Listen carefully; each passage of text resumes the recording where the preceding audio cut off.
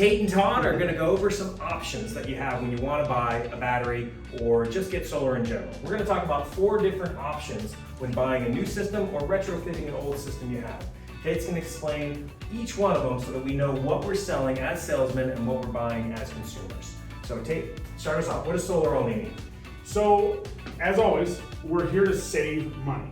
We want to save your customers money and you as the customer money, okay? So we do that by kind of starting out with solar only. This is a smaller system than maybe you really need, but it's offsetting the tier system. So that's like in the summertime when it's super hot out, right? Exactly. That's when You're running your everybody's AC all day Gotcha, long, okay.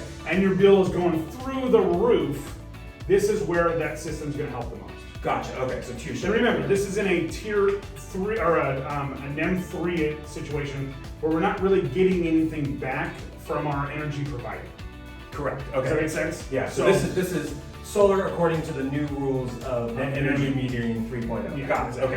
Okay. Okay. So we're just offsetting our tiers. Our next one is going to be able to really bring us back down to an 80 or 90% offset. So what we were doing before NIM.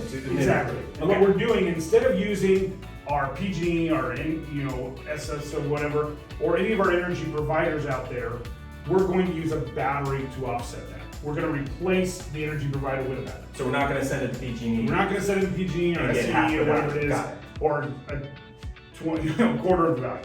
So we have a battery with consumption only. Now this is a great option because it allows it to be very reasonably priced, Okay. but here's the drawback. It does not have backup. So if my power goes out when I'm on consumption battery, my system's done. I have no It power. went Correct. down. But Okay. you can save quite a little bit of money going this way.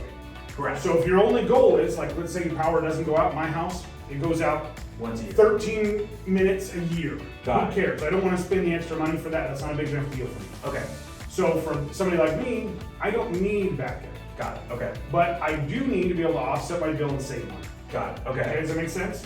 Now, your next option is somebody that either wants backup or needs backup. Maybe they live in an area where the power goes out all the time. Okay. So it gives you a little bit more usability to your system. So not only do we have a battery with consumption, so that means we're gonna offset our bill and save us money. Okay. We're replacing the PG&E or energy provider. Okay. We're also going to be able to add backup to that. That's a convenience factor that we're going to be able to give them. They get a call from PG&E saying, hey, we're going to turn off your power for 12 hours.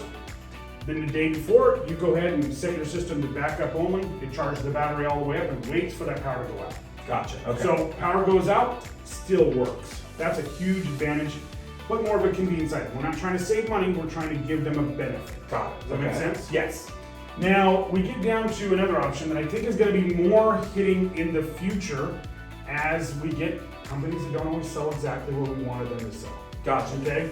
So we have retrofit batteries. Okay? This is a system where I go out, I sell Todd a system, I didn't understand what NEM 3 was, and I've been selling it just like I had the whole time. Gotcha. So they sell a system, and they end up realizing that they only got about 50% out of their system. Because the buyback is so low, The right? buyback is so low. Got it, okay. Exactly. So because of that, we may have to add a battery down the road. And retrofit batteries, this is where we talked about Tesla is a really great option. Where let's say they have an SMA system, they have a Ferroni system, maybe they have an older system and they change things. Just because it's this way today doesn't always mean it will be. And there's a lot of areas they did change a little different ways. So retrofitting a battery to the system would be really great.